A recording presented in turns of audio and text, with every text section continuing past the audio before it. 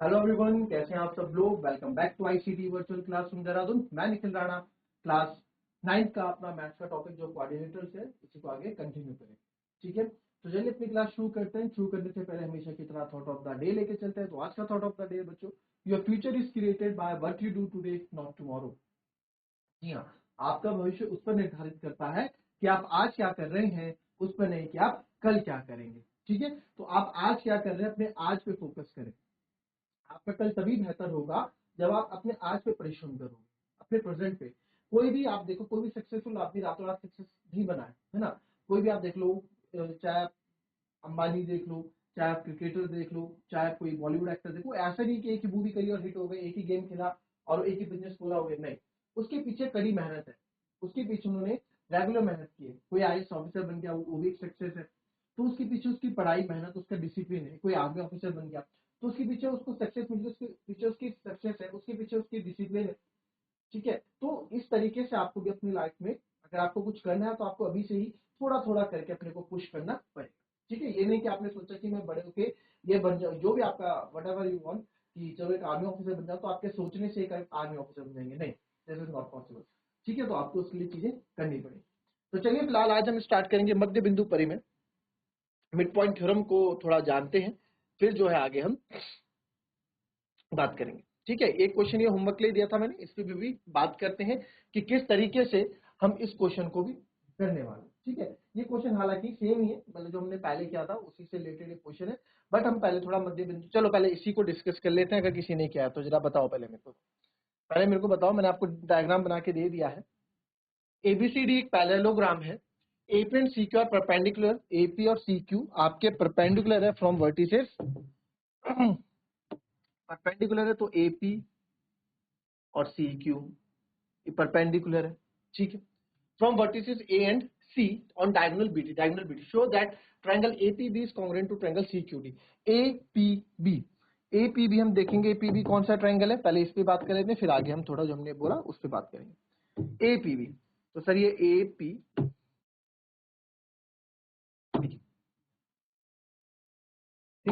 A P B, यानी ABP बोलो चाहे एपीबी बोलो। ठीक है, दूसरा है सर सी क्यू डी, दूसरा है आपका सी क्यू डी। तो सी क्यू डी देख लेते हैं कहां पे है सर, सी क्यू और डी। तो हमने देख लिया, हमने ये दो ट्रायंगल्स हमको क्या करना है, कॉन्ग्रुएंट प्रूफ करना है। तो बहुत ही आसानी से कॉन्ग्रुएंट प्रूफ हो जाएंगे। होमवर्क दिया था आपने, करा होगा तो अच्छी बात है, नहीं करा होगा तो देख लो। ठीक है, चलिए, तो एपीबी और सीक्यूडी में आप किस तरीके से ट्रायंगल्स को कॉन्ग्रुएंट प्रूफ करेंगे, इस पे हम बात करें। ठीक है, चलिए जरा है कोई कोई कर पाएगा फटाफट।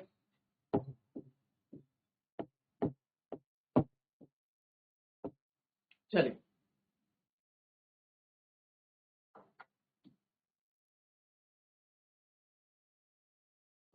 चलिए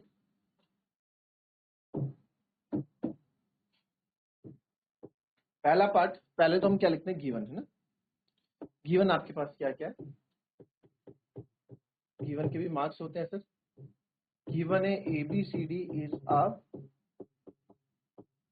parallelogram and AP and CQ are perpendicular vertices and AP and CQ are perpendicular,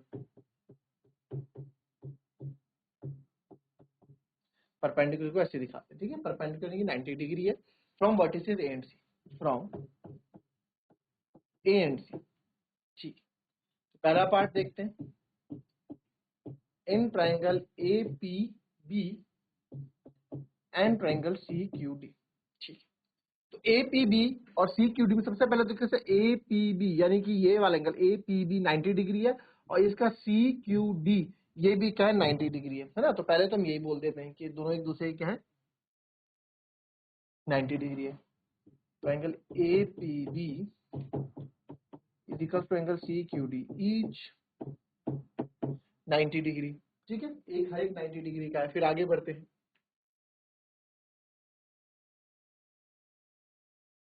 और क्या दिख रहा है सर, और क्या है? हाँ, मैं ये बोल सकता हूँ कि ये वाली जो साइड है ये इस साइड के इक्वल है, क्योंकि ये पैरेललोग्राम है, opposite side of a parallelogram equal है ना। तो AB इक्वल्स टू CD। ये तो मैं इतना लिखने की जरूरत नहीं, गिवन लिख दूंगा, क्योंकि मैंने गिवन में बता रखा है कि ABCD एक पैरेललोग्राम है। ठीक, अब क्या करेंगे जी, अब ना तो इस साइड के बारे में आपको बोला गया एपी और सीक्यू के बारे में, ठीक है, तो साइड से तो हम रहे, ना ही हम इस साइड का यूज कर पाएंगे, यहाँ पे पी बी और सी क्यू का ये भी यूज नहीं कर पाएंगे। तो अब ढूंढना है एंगल, एक एंगल 90 डिग्री तो मेरा हो गया, इधर से इधर का एंगल मुझे लग नहीं रहा है कि कुछ मैच खाएगा, उसका मैं कुछ ऐसा बोला भी नहीं गया। हाँ, पूरा एंगल होता तो मैं बोलता कि opposite angle of parallelogram are equal है, ठीक है, बट अब क्या करेंगे दूसरे एंगल के लिए,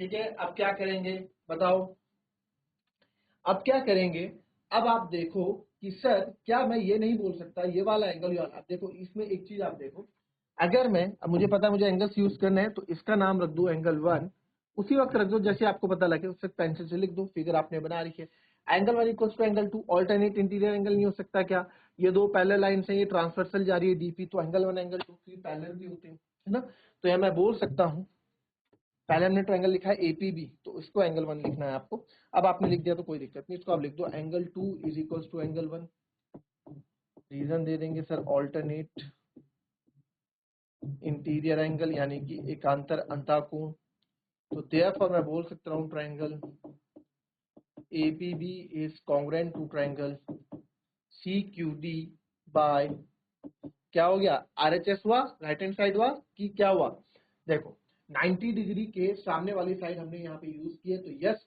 आरएचएस होगा, बट यहाँ पे सर साइड तो दो होनी चाहिए राइट हैंड साइड में, यहाँ पे दो, या तो दो एंगल्स यूज किए हैं, तो कौन से, एक एंगल ये यूज किया, एक एंगल ये, एक एंगल ये यूज किया, एक ये यूज किया, एक ये, तो ये क्या हो गया, एंगल एंगल साइड हो जाएगी, ठीक है, एंगल साइड एंगल नहीं मत बोल देना, एंगल एंगल साइड, तो एंगल एंगल साइड से हमने इसको कॉन्ग्रुएंट प्रूफ कर दिया। फिर दूसरा आपका आया AP equal to C Q, तो AP equal to C Q भी बाई CPCT हो गया आपका, बस सिंपल, और ये AP और ये CQ भी आपका CPCT से हो जाएगा, ठीक है, कॉपी कर लेंगे।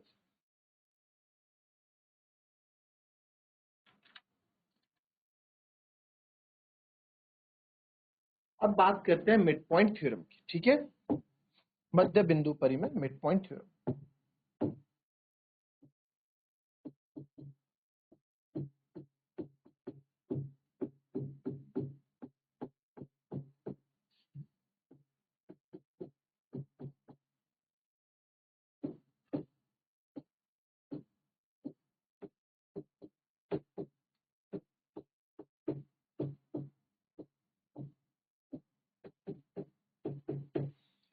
मध्य बिंदु परिमेय, ठीक है, तो मध्य बिंदु परिमेय क्या कहती है, देखेंगे हम, पहले समझेंगे।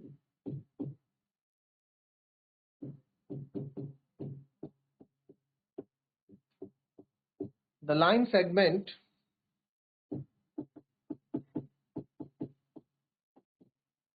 joining the midpoints of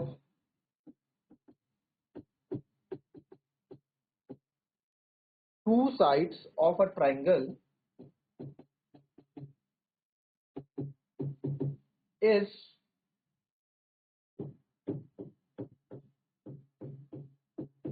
parallel to the third side, ठीक है, the line segment joining the midpoints of two sides of a triangle is parallel to the third side, ठीक है, इसको अगर हिंदी में पहले समझाता हूँ आपको, भी सबको समझा देंगे, चिंता मत करो।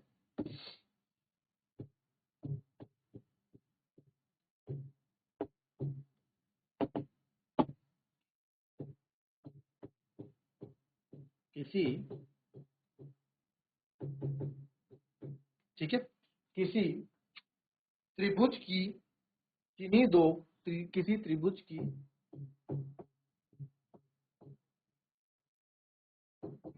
किन्हीं दो, ठीक है, किसी त्रिभुज की किन्हीं दो भुजाओं के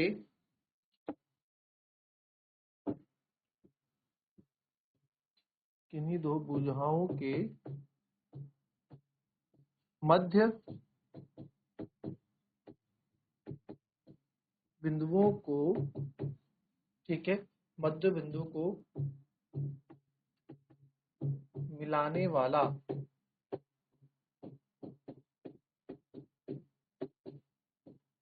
मिलाने वाला रेखाखंड, ठीक है, किन्हीं दो भुजाओं के मध्य बिंदु को मिलाने वाला रेखाखंड, ठीक है, इसी से मैं बना रहा हूं सब कुछ। तीसरी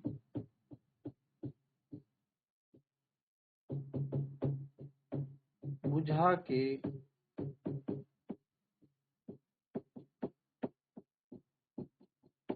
समांतर होता है, ठीक है। तो क्या है जी, सिंपल सी बात समझो आप, सिंपल सी बात पढ़ लो, पहले एक बार खुद से पढ़ लो। देखेंगे यहाँ पे, किसी त्रिभुज की किन्हीं दो भुजाओं के मध्य बिंदु को मिलाने वाला रेखाखंड तीसरी भुजा के समांतर होता है। यानी the line segment joining the mid points of two sides of a triangle is parallel to the third side. अगर मैं इसमें सिंपल आपको बता दूं कि क्या ये सिंपल बता रहा है, यहाँ पे बात कर रहा है, ये ट्रायंगल है हमारे पास, ये ट्रायंगल का नामकरण यहाँ पे कर देते हैं हम, this is A, this is B, this is, इनका मध्य बिंदु, ठीक है, किन्हीं दो भुजाओं के मध्य बिंदु को मिलाना। तो अब मान ले ए बी और ए सी के मध्य बिंदु है यहाँ पे पी क्यू, ठीक है, बिल्कुल मध्य बिंदु पी और क्यू है। आप ऐसे समझो कि ये इसके दो मध्य बिंदु हैं, ए बी का मध्य बिंदु, मध्य कहाँ होगा, बिल्कुल बीचों बीच। ए बी का मध्य बिंदु मान लो यहाँ होगा और ए सी का मध्य बिंदु बिल्कुल यहाँ होगा। तो इन दो मध्य बिंदुओं को मिलाने वाला रेखाखंड, ये इसका नाम आप दे दो, या जो भी इसकी जो रेखाखंड होगा, ये तीसरी भुजा के क्या होगा, समांतर होगा। यानी कि जो ये पी क्यू है, ये पी क्यू है, ये हमेशा पैरेलल होगा बीसी के, जो ये पी क्यू है हमेशा पैरेलल होगा बीसी के, ठीक है। यानी ये पी क्यू जो है सर हमेशा पैरेलल होगा बीसी के। आई बात समझ में? तो इस तरीके से थोड़ा भी हमारे ढंग से नहीं मिला पी क्यू ना, इसको सीधा अगर हम मिलाएं, लाइन थोड़ी, ठीक है, बस समझाने के मेरे पास स्केल वगैरह नहीं है, बिल्कुल मिड पॉइंट्स को अगर हम ज्वाइन करेंगे तो क्या होगा, एक दूसरे के पैरेलल। आई बात समझ में? ये ऐसे भी हो सकता है, देखो जरूरी नहीं है। क्या बोला, आप परिभाषा को ढंग से पढ़ोगे तो चीजें समझ में आएंगी। क्या बोला, त्रिभुज के किन्हीं दो मध्य बिंदु। अब मैं बोल दूं किन्हीं दो मध्य बिंदु, चलो एक तो हमने ले लिया, ये इसका मध्य बिंदु ये हो गया और इसका मध्य बिंदु हो गया ये, समझ आई बात? इसका मध्य बिंदु हो गया आपका ये बीचों बीच, और इसका मध्य बिंदु हो गया ये। तो नाम पहले नामकरण कर लेते हैं, ए बी सी। तो यहाँ पे अगर मैं मध्य बिंदु मिलाऊं, ये मध्य बिंदु मिला दिया, इसका नाम रख लो पी और क्यू। तो जो ये मध्य बिंदु है, क्या बोला, किसी त्रिभुज की किन्हीं दो भुजाओं के मध्य बिंदु, किन्हीं दो भुजा, वो दो भुजाएं कौन सी है, एसी है और बी की, एसी और बीसी है, इन दो का मध्य बिंदु को मिलाने वाली जो रेखाखंड होगा, ये पी क्यू होगा, तीसरी भुजा के समांतर होगा। तो यहाँ पे जो पी क्यू है ना, ये पैरेलल हो जाएगा आपका ए बी के। तो यहाँ मैं बोल सकता हूँ कि जो ये पी क्यू है, ये किसके पैरेलल हो जाएगा, यहाँ पे ए बी के। ऐसे आप समझेंगे मिड पॉइंट, ठीक है। आई बात समझ में? इसको लिखेंगे, उसके बाद हम इसके कन्वर्स पे भी बात करेंगे।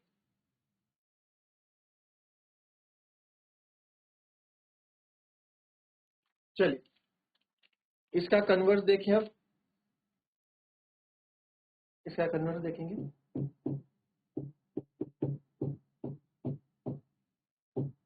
The line drawn through the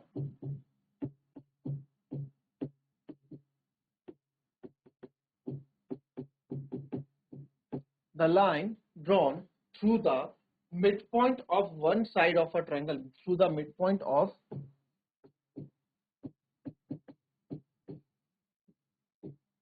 one side of a triangle, ऐसे लिख दिया, one side of a triangle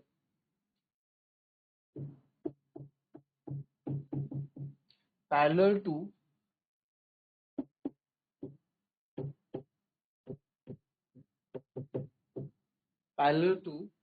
another side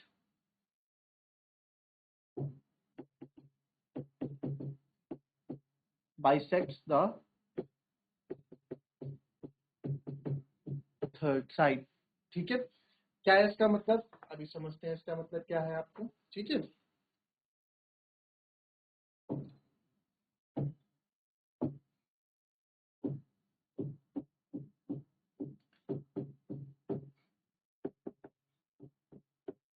किसी त्रिभुज की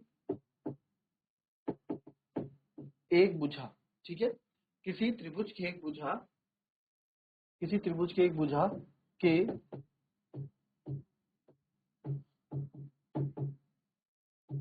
किसी एक त्रिभुज मध्य बिंदु से दूसरी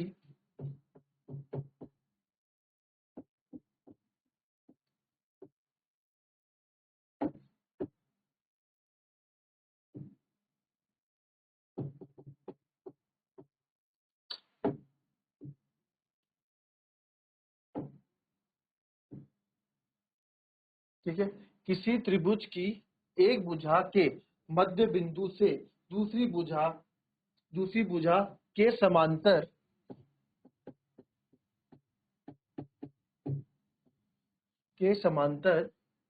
खींची गई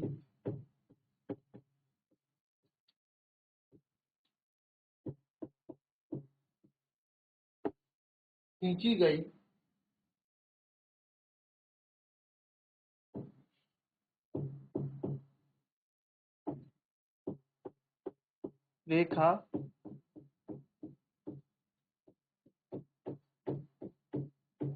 तीसरी रेखा को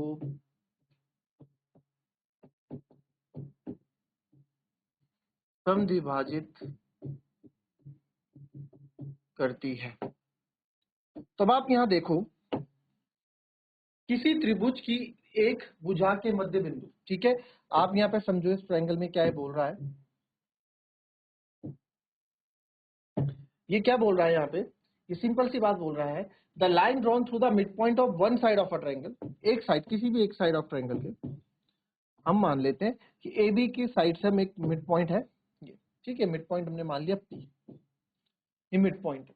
किसी त्रिभुज के एक भुजा के मध्य बिंदु से, एक भुजा ए बी और एक भुजा है, एक बिंदु से दूसरी भुजा के समांतर खींची गई। अब यहां से जो है मैं किसके समांतर रेखा खींच सकता हूं भाई, इस बिंदु से, इस P बिंदु से यहां से किसके समांतर रेखा जा सकती है, ऑब्वियस सी बात है सर, ये इसी रेखा के समांतर जाएगी, गई इसी के समांतर गई, इसी के पहले खींची गई, दूसरी भुजा के समांतर खींची गई रेखा तीसरी रेखा को समद्विभाजित करती है। अब इसके समांतर खींची गई रेखा का इसके पैरेलल में खींचूंगा तो ये तीसरी रेखा को ना यहाँ पे अगर पी के इसको समद्विभाजित कर देगी, यानी कि ए क्यू बराबर क्या हो जाएगा आपका क्यू सी हो जाएगा। If P Q is parallel to B C, तो ए क्यू क्या हो जाएगा, क्यू सी के बराबर हो जाएगा, ये यहाँ पे बोल रहे हैं, ठीक है। The line drawn through the mid point of one side of a triangle is parallel to the another side bisect the third side, ठीक है, तीसरी साइड को क्या कर रहा है, बाइसेक्ट कर रहा है। तो ये converse of mid point theorem है, ठीक है। कल इस पे हम क्वेश्चंस करेंगे, मिड पॉइंट थ्योरम पे भी, converse of mid point theorem पे भी, फिर आगे बढ़ेंगे, फिर इसमें क्वेश्चंस करेंगे, देखेंगे बहुत इजी क्वेश्चंस इसमें रहने वाले, कॉन्सेप्ट आपका यही यूज होगा, ठीक है। तो एक बार इसको अच्छे से मिड पॉइंट थ्योरम और converse of mid point theorem एक बार आप फिर से मध्य बिंदु पर में, ठीक है, और मध्य बिंदु का जो कन्वर्स होगा उसको एक बार अच्छे से पढ़ के आए, कल इस पे क्वेश्चंस करेंगे और मध्य बिंदु प्रमेय को और अच्छे से जानेंगे, ठीक है। तो मिलेंगे आपसे कल की नेक्स्ट क्लास में, तब तक के लिए be happy, be healthy and be safe. Thank you and have a nice